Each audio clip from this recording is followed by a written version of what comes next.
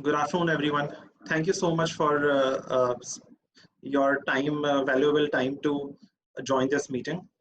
Uh, we Today we are going to discuss about some of the income tax changes which have come in past month or so. Before that, let me introduce myself. My name is Dipanshu Gupta. I'm a chartered accountant by profession. I have worked over 14 years in several companies, including Pricewaterhouse and Deloitte in audit and tax division. Last year, I moved out of Big Four and started our own practice.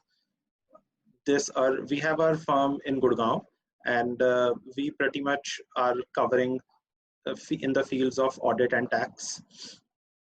So we can start the presentation now. Let me just share my screen once.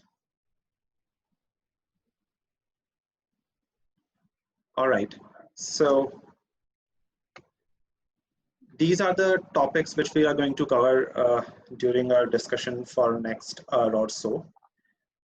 Residential status, ITRs which have come up newly, the Form 26AS, 269SU, TDS rate cuts which have happened earlier in May, safe harbor rules, which is another beneficial thing which has come up for a lot of transfer pricing regulations. Fund manager remuneration, that's one thing again which is in relation to transfer pricing. And of course, instant PAN facility is being started, along with MSME registration thresholds which have changed effective from 1st of July this year.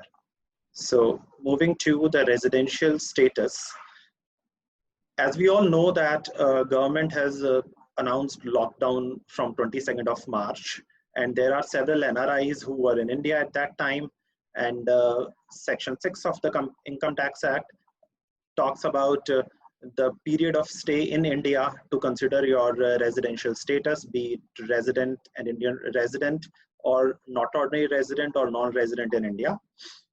Therefore, it is important that government need to bring some clarity in terms of the residents or non-residents who were in India and who could not go out of India by 22nd of March, and thereby government bring this circular on circular 11/2020, wherein they have clarified that any NRI who is in India and who could not leave India before 31st of March, their period of stay in India beyond 22nd of March will not be counted.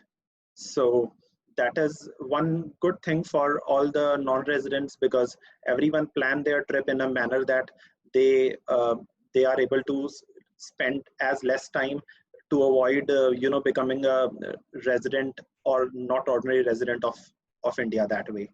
So the clarification says that any person who is unable to leave India by 31st of March, his period of stay, like 10 days, which is from 22nd of March till 31st of March, will not be counted in his period of stay in India.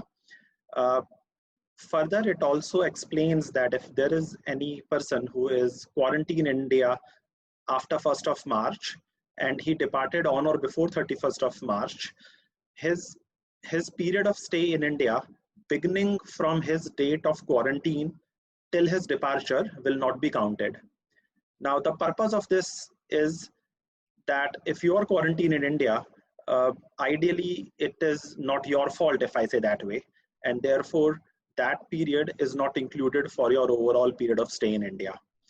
In a similar fashion, if someone is not able to leave before 31st of March, then his quarantine beginning date till 31st of March, that period will not be counted. Certainly, if they are able to leave by any evacuation flight before 31st of March, then their period of stay only till the day they left India, or like they departed India, will not be counted this way. So certainly this circular is going to give a lot of relief to all the non-residents claiming their NRI residency status for Indian taxation purposes. Also, CBDT clarified that there will be a similar notification coming in for the next year, which is the financial year 2021, as there are several non-residents who were in India even in April and later on, as well as all the international flights were cancelled. Moving on to the next item. So income tax department has initially notified ITR 1 and ITR 4 somewhere in January, and then they withdrawn those two ITR forms. Now, now all the 7 ITR forms have been notified for the current year. This was done through notification number 31 by 2020. By this notification, all the 7 forms along with the acknowledgement ITR 5 have been notified. There have been several changes in these forms, which we will to talk later. These are all the notified forms which are in PDF. The Excel utilities for ITR 1 and ITR 4 are the only one which are launched right now. Important to note that the income tax returns due dates have already been revised as part of Atmanirbhar Abhiyan, wherein the existing dates, which are 31st of July and 31st of October for corporate assessees, all is being shifted to 30th of November for this year only. So these are all the forms which are here. For individuals, ITR 1 Sahaj, which needs to be filled if a person has a total income up to 50 lakh, only salary income and house property income, one house property only, and income from other sources. The other source income could be pension income or interest income, but no other income on which a special rate of tax is applied, or any deduction is allowed on such income. Agricultural income up to 5,000. So in all these scenarios, in this very restricted scenario, ITR 1 is to be filed. It's a simple 2-pager document wherein filing return is easy and quick. The Excel utility helps a lot as it pre-populates several other characteristics and amounts already from 26 AS and other information which is available with the income tax department. ITR 2 and ITR 3 are for individual and HUF both, wherein if you have income from profit and gains of business or profession, then assessee needs to fill ITR 3, and if they do not have any PGBP, then they can fill ITR 2. Needless to say, ITR 3 is much elaborative as it includes PGBP income in terms of disclosures vis-a-vis ITR 2. So if you have any capital gains and you are an individual HUF not covered by ITR 1 and ITR 4, then this is the ITR which you got to file by 30th of November. ITR 4 is again for the individuals HUF, and this includes firms as well, not to include LLP in there. This includes if your income is up to 50 lakhs, along with PGBP income, which is called presumptive income under section 44AD, ADA and AE. ITR 1 and ITR 4 are not for the individuals who are director in a company or have invested in an unlisted equity share.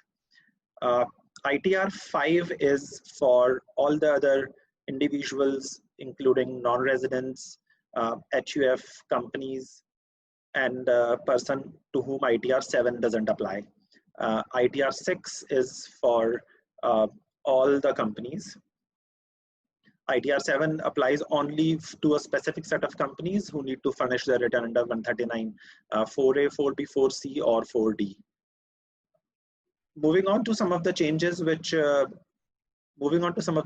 have happened in income tax return forms this year. We'll discuss them one by one. The very first one is dividend on foreign companies under section 115 BBD. So this has been included in the return form, as this was part of the Finance Act number 2 approved earlier in 2019. We all know that depreciation on motor vehicles has been increased. There was an additional depreciation which was allowed of 15%. That way, the total depreciation rises to 45%. As of now, there are only 3 slabs of depreciation, which was 15, 30, and 40. Therefore, specifically for motor vehicles, there is a new slab, 45% has been added, and that change has been brought in in income tax from 23rd of August 2019.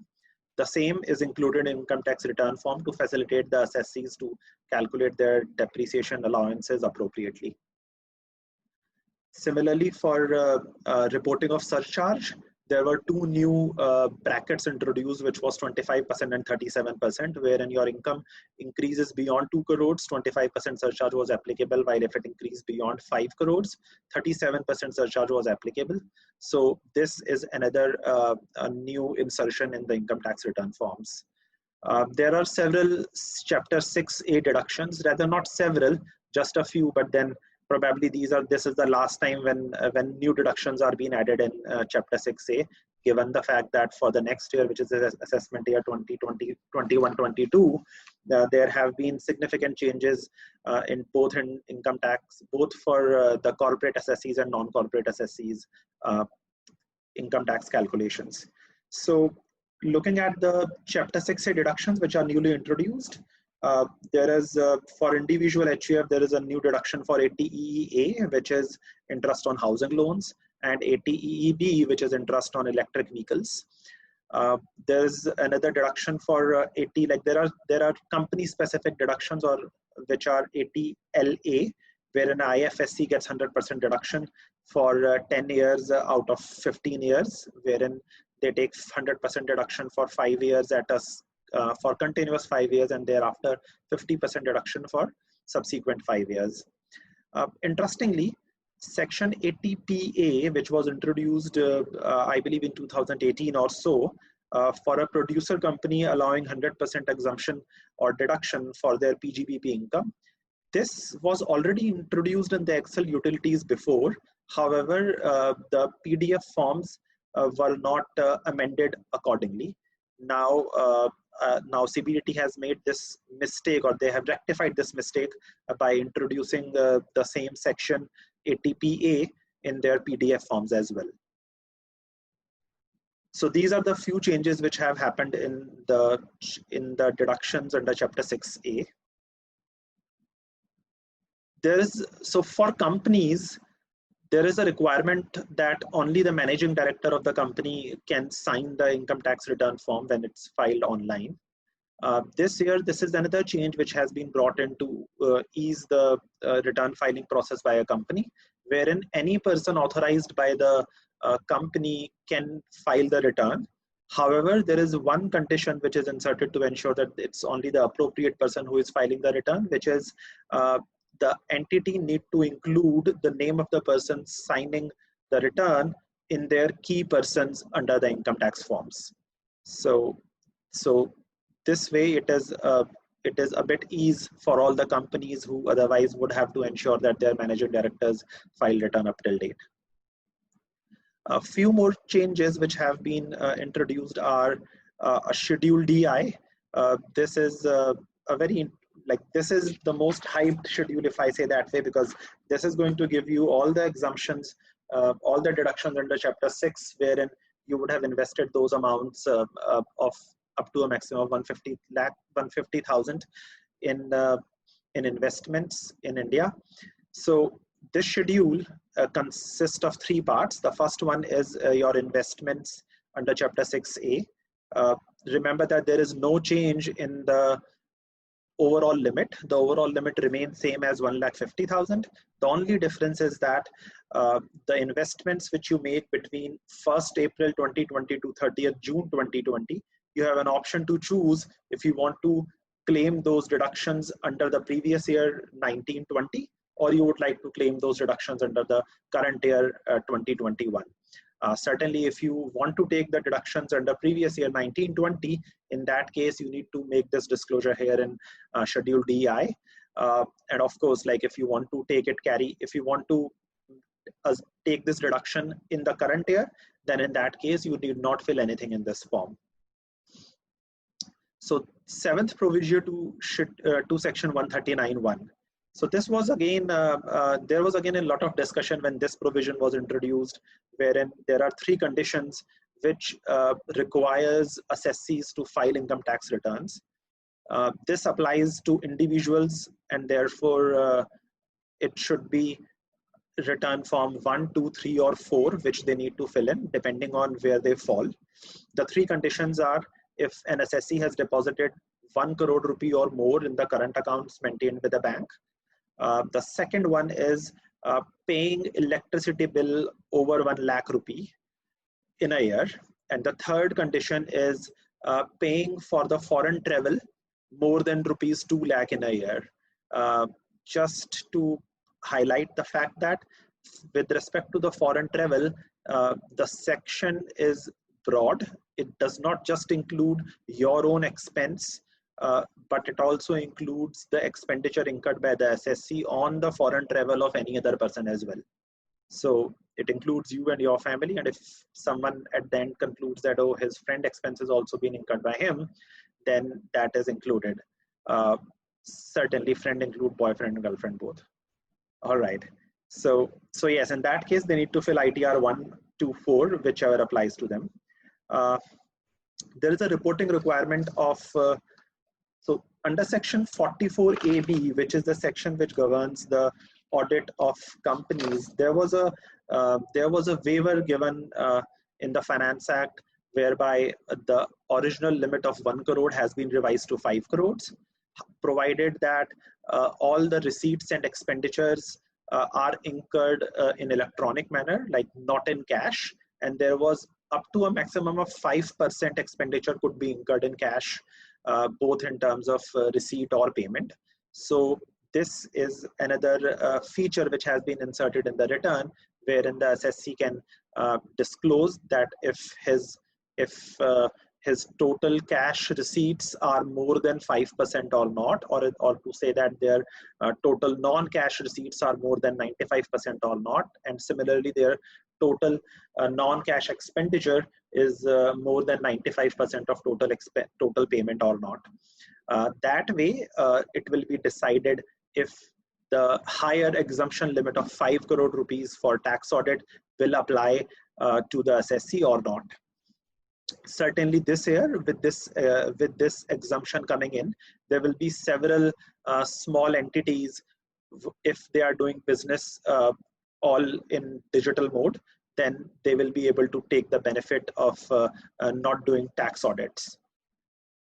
Multiple bank accounts have been inserted for refund purpose. So income tax department always want you to disclose all your bank accounts in your income tax return. However, in terms of identifying which bank account you want to take refund, now you have an option which bank account you choose. And along with that, if you actually choose more than one bank account, it's at the department's discretion to decide if they would like to give you refund in any of those two accounts that way. A minor change in the disclosure with respect to the government employees, wherein government employee nature of employment is divided into state and center. So that way the tax department will have clear information in terms of assessees who are state government employee and who are central government employee. Moving on to the next item. So a new form 26AS has been introduced. Like, just to remind you all in terms of form 26AS, it has been a few years now that 26AS form is in place. There was a time when this form only includes certain information in terms of TDS and TCS deducted. Thereafter, it includes like as the IT enablement of Department of Income Tax Department was going on, this also includes your transactions in shares, your transactions in terms of sale or purchase of property, immovable property pretty much. Now, when Income Tax Department is moving beyond this and moving to the faceless e-assessment centers schemes, now under this scheme, it is important that both the assessee and the assessing officer should have all the necessary information with the click of a button in their hands, so that they can do the assessment appropriately. And that is what this new form AS 26AS will do. This form is called Annual Consolidated Credit Statement.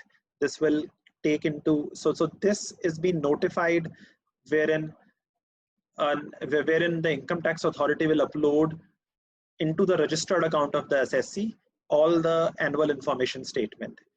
This is introduced via Rule 114I, and this is effective from 1st of June. Certainly, this is a step toward elimination of human interface in the income tax assessment process.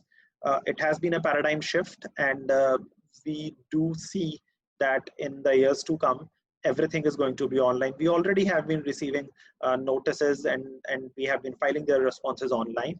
However, this is going to ease both the assessee and the tax officer while making the assessment. I'll just show you the different categories which are there in this form. Certainly, it includes TDS. It includes specific financial transactions. Section 285BA, like that section requires certain entities, including bank, to disclose in certain high-value transaction in annual information report, which they need to file every year. So that is going to be included here. All the payment of taxes which have been made will be included. Now, this is interesting, like demand and refund, pending proceedings and completed proceedings. Now, this is where the both, like I would say this is just facilitating the tax officer who is sitting offline and reviewing the financial records of an SSC to evaluate how the demand and refund have been received by this person, this assessee, over a period of time, including any proceeding, whether it is pending or completed. It will be on the click of a button. This is still open in terms of providing any other information under Rule 114I. So very soon we are going to see this form wherein we have all the necessary information lined up for us for fair assessment of our income tax and paying our liability accordingly. Moving on to the next item. So this is section 269 SU. I would just like to first take you all through the schema of 269 SU. Now, this section was introduced in Finance number 2 Act 2019.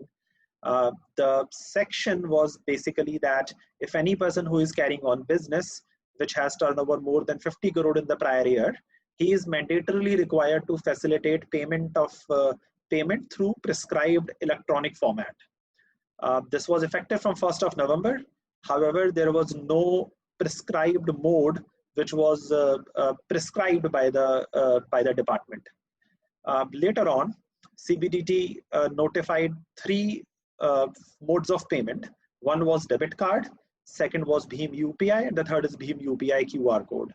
Now, the intent of that CBDT was to move from cash economy to cashless economy, and thereby ensuring that all the transactions are done digitally. And that is the reason why this was more focused on entities, like to start with, this was more focused on entities who are large entities where their turnover is more than 50 crores. So then 3 modes of payment were prescribed, and this was effective from 1st of January. Remember that even there was a huge penalty which was prescribed under section 271 TP, which was 5,000 rupees per day. Now, when this was notified, initially by the budget and then by the notification prescribed the 3 mode of payment, all the SSCs need some more time to implement this, and the penalty was huge. So certainly there were several representations which were given to the department, and then department came up with a notification saying that there will be no penalty if you install all these 3 modes of payments at your places by 31st of January. Now, the problem lies in entities where there is no cash transaction, if I say that way. So the intent of this section was to ensure that there is no cash transaction. And think about a company where there is no cash transaction. So say any entity who is manufacturing goods, their entire turnover is B2B, wherein all the payments are received in electronic format. Then why do they need to have a debit card, reader machine, and all those things at their establishment? This is the reason why a circular 12 by 2020 is introduced in May now, which is very clear in terms of excluding the entities to whom Section 269 will not apply. So similar to the tax audit, notifications, this is saying that only if an entity is doing only B2B transactions, which means that there are no B2C transactions, and their entire turnover is in a mode other than cash, like at least 95% of turnover is more than cash, is in a mode which is not cash, then in that case they are exempt from application of 269 SU.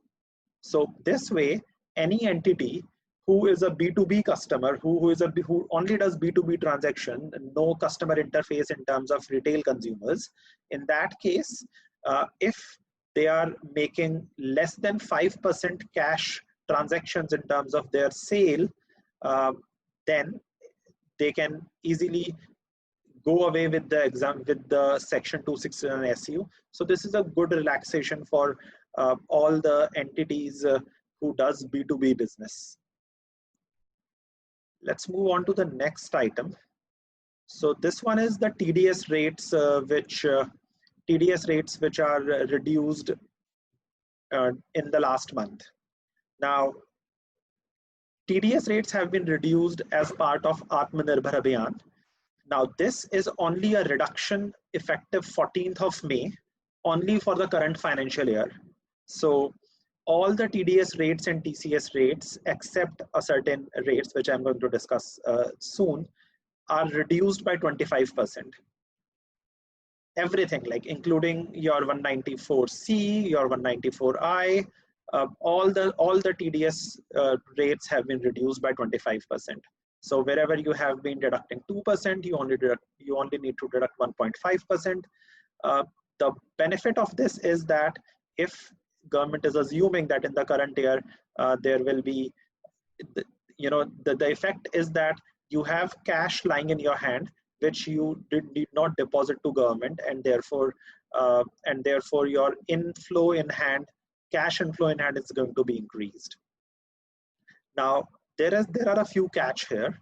One is that this is not a change on TDS rate for salary income. So for salary income, the employer need to deduct the TDS as per the slab. There is no 25% reduction in that case. And similarly, there is no reduction or deduction or benefit given to a non-resident. So if any non-resident tax is deducted under Section 195, and there are several other such sections, there the full tax is deducted and not the reduced rate of tax. Also, we know that a higher rate of TDS of 20% has to be deducted if the PAN card is not furnished, and that rule is not changed. We already know that actually that rule is, that rule supersede over the other income tax TDS sections, and that is still the case. So if you are making a payment to a person who does not have a PAN, you still will have to deduct 20% TDS on that payment. And yes, the most important thing, and I know that government is being come into limelight and criticized over this move, but then this is only a change or reduction in TDS rates. There is no change in the payment of advance tax liability. There is no change in the payment of self-assessment tax. By this, I mean that the first tranche of advance tax, which was due 2 days ago, 15th of June, there was no change in that, which means that even if the TDS is deducted at a lower rate, the overall tax liability of yours for the year, you need to deduct a certain percentage of it by 15th of June. So that you need to do.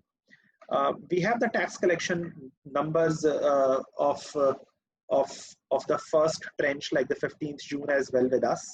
The CBDT announced that they have received a total of 11,700 crore as part of the first tranche of advance tax. This is 76% lower than the same first tranche from the last year, which was 48,000 crores or so in the last year. Out of the 11,700 crores, The corporate tax is around 8,200 crores, while the individual tax is 3,500 crores. And in both of these, the corporate tax has been reduced by 79% as compared to last year, while for individuals, it's a reduction of 64%. So I think from these numbers, it is very evident that the overall purpose of CBDT to reduce the tax rate by 25% is not really that effective, because at the end of it, the advance tax payment or the self-assessment tax payment is less. I see a lot of clients filing refund at a certain point in time. All right, moving on to the next one. This is the list of the TDS rates which are effective now. I think the easier general rule is that all the TDS rates have been reduced by 25% except salary and non-residents.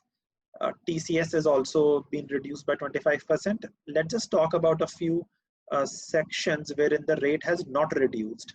So as I told you already, 192, 192A, 194B, lotteries, horse race, no reduction in TDS, I mean, if you are actually doing that. Non-residents, 194E, LB, LC, LD, no change in tax there as well. 194N also there is no change at all. 195 already discussed.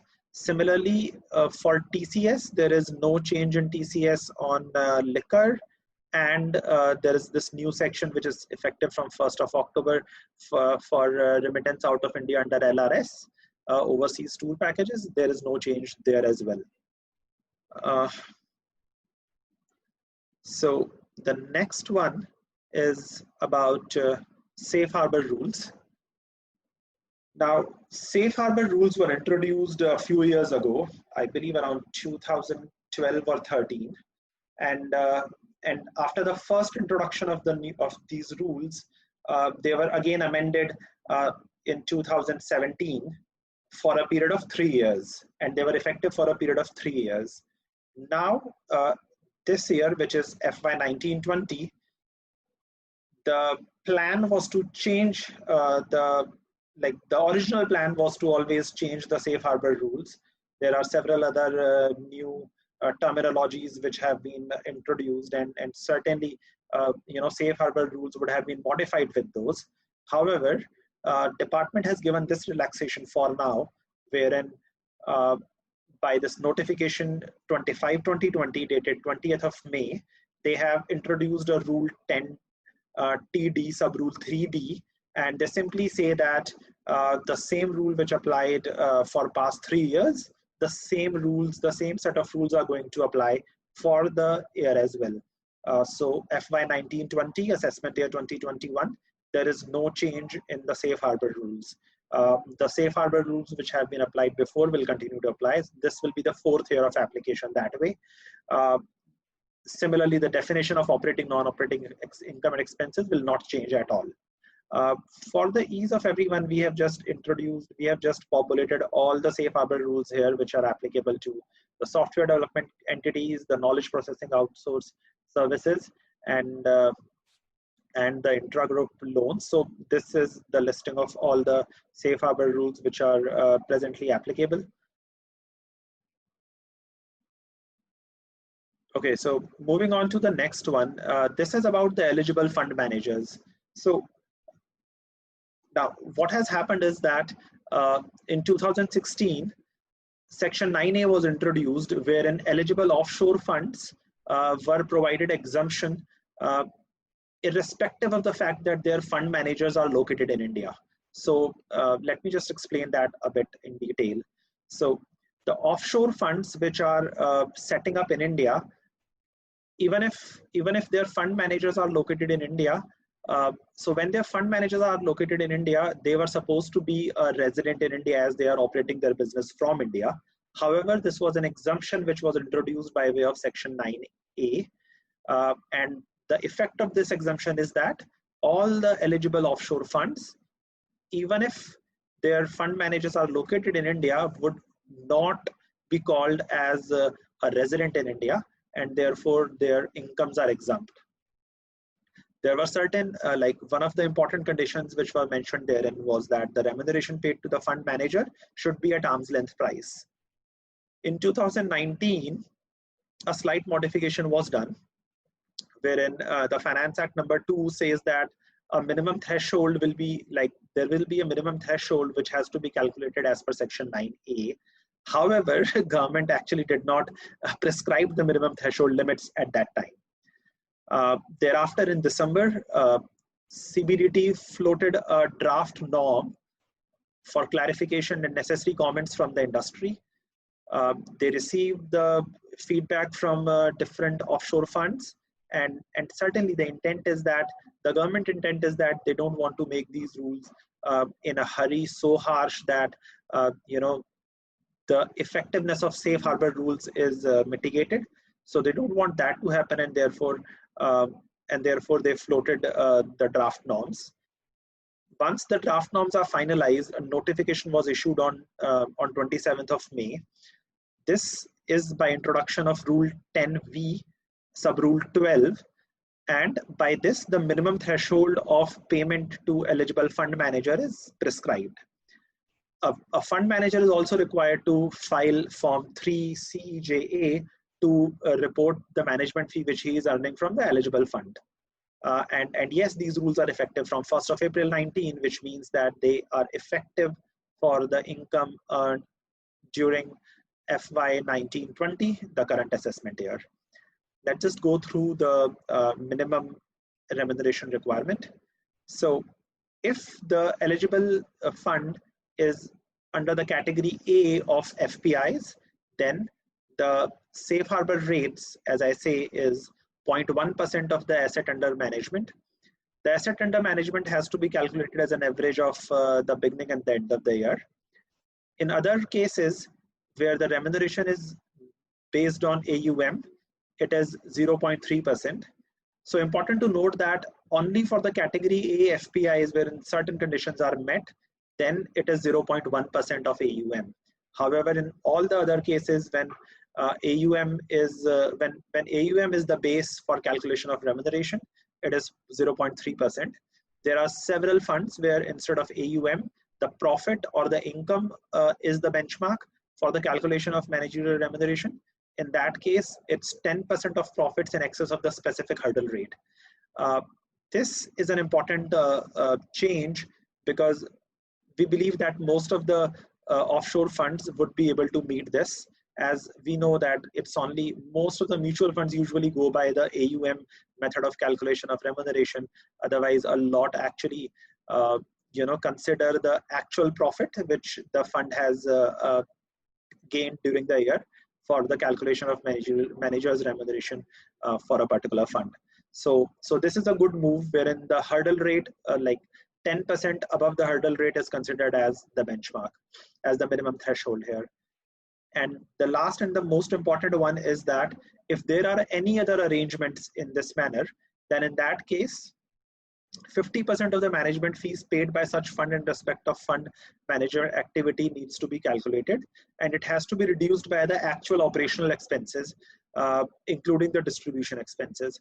So important to note that this rule, this 50% rule, is going to apply only when the management fees is being paid to an offshore fund manager engaged by the fund. So if the management fees is being paid, in that case, this is the way of calculation of manager's remuneration as a minimum threshold. Certainly any fund, if they want to lower the minimum threshold for any reason, they can always make an application with CBDT for approval of the remuneration lower than the above limits, and CBDT has the powers to approve them based on the facts which they will have. Moving on to the next item, this was the introduction of Instant PAN facility. Instant PAN was introduced in the current budget, wherein our finance minister has informed that, just a second, I think my screen is off here. All right, so In the last year, so in the current year budget speech, our Honorable Finance Minister, Ms. Nirmala Sitharaman, announced that there will be an instant PAN facility which will be launched soon. The trial of this facility was already started in February itself, and so far several lakh PANs have been generated.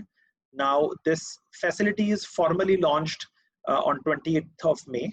So any applicant who possesses a valid Aadhaar number and has a mobile number registered with the Aadhaar, he can generate an instant PAN. It's a very quick facility. Instant PAN, which is e-PAN or electronic PAN, is available free of cost. Only if you want to take a print of the form, like the plastic card one, for that you need to pay a marginal amount. Otherwise, you can instantly generate PAN online. Let me just share the process, how this is done. Since it is a very simple process. I mean, generally we all know that all the assessees have, like most of the assessees have PAN who have income eligible for tax, and therefore the intent of this process was that people who have Aadhaar but not PAN, if they want to generate PAN, they can generate it quickly, and there is no need to like pretty much go to a CA to ask for let me help you generate the PAN card for me and all that. I think that is the reason why when this process was introduced, it was kept at, like, the requirements are kept at bare minimum. It simply uses your Aadhaar card. It simply uses your like electronic verification using the mobile number as OTP. So what you need to be done is that you got to go to the e-filing website portal, click on the PAN, get new PAN, enter the Aadhaar number, submit the OTP which you have on your mobile, and then there is acknowledgement which is generated. So I think that is it which the user has to do. Thereafter, certain basic information need to be filled apart from the one what is generated from Aadhaar, and then department will take its own time. Thereafter, PAN is generated. Applicant can always look at the website to see the status, and once it is allotted, they can download the e-PAN. Excuse me, just give me a second.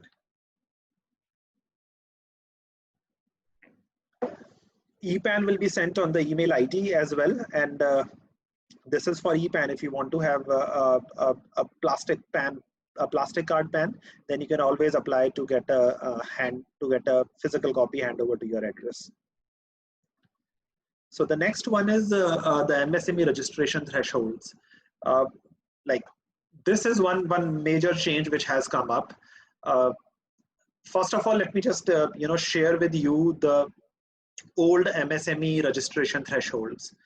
We all know that MSME has been a sector which is always focused in the Indian economy and growth. Over years, the basic or the maximum threshold which has to be calculated for micro, small, and medium enterprises have been changing till, like, the recent one before the latest change was 2006, wherein the micro, small, and medium entities were divided into manufacturing and service sector, and a threshold is being given basis their investments in plant and machinery or their investment in equipment for services. So now, as part of, again, the Atmanirbhar Bharat Abhiyan package, the thresholds have been revised. Earlier, there was only one criteria for threshold, which was investment in plant and machinery or equipments. Now there is a composite criteria. This means the criteria are investment and annual turnover. This means that any entity which has an any entity has to meet both the criteria of investment and annual turnover. If for any reason their turnover is beyond the annual threshold which is specified for their level, then they will move to the next bucket. So the buckets still remain the same, which is micro, small, and medium. There is no change in the bucket, but the buckets have been broad as such. Another change is the removal of different thresholds between manufacturing and service sectors. So now both these sectors are kept at par. as per the notification which, or as per the announcement which was made by our finance minister, the maximum threshold for medium enterprises was 20 crore of investments and 100 crores of turnover. However, when the actual notification was floated on 1st of June 2020, at that time, the threshold for medium enterprises was expanded way beyond. Earlier, as I said, that it was 20 crore of investment, it was extended to 50 crores of investment, and the turnover limit also got increased from 100 crores to 250 crores. So this is a very big change which has come up, and I'm sure that most of the medium enterprises have already been moved to small enterprises, which gives a lot of scope for a lot of other enterprises who were never part of MSME to bring in as medium enterprises, and therefore they will be able to get all the benefits of MSMEs. Note that this notification was effective from 1st of July 2020, so it's another 13 days from now. I believe government need to bring out some more detailed notification in terms of how and when the investment and annual turnover criteria has to be taken. Per our understanding, it was always the last audited financials, so it should be taken as 31st March 2020. So this is the new criteria now. As I said already, the classification between manufacturing and service sector has been deleted, while a composite criteria of investment and turnover is added. Up to 1 crore as investment and up to 5 crores as turnover will be classified as micro. Now, if we really see this, up to 5 crore were part of small enterprises in the earlier definition in terms of manufacturing sector, which all now moves to micro. So the smaller ones have moved to micro. Similarly, the medium ones have moved to small. The maximum threshold for manufacturing was 10 crore there in the earlier regime. Now the same threshold is for small enterprises. And the big change is here, which is entities which are which have investments up to 50 crore and turnover up to 250 crore are termed as medium enterprise. Remember that if there is an entity which has a turnover of 50 crores, but turnover of 300 crores, say for example, in that case, they will not be qualified as medium enterprises. So that's one change which has come up. And this is going to certainly benefit all the micro, small and medium enterprises by way of expanding coverage and bring in several entities which were not part of MSMEs before to be included as MSM that way. So that's all from my side.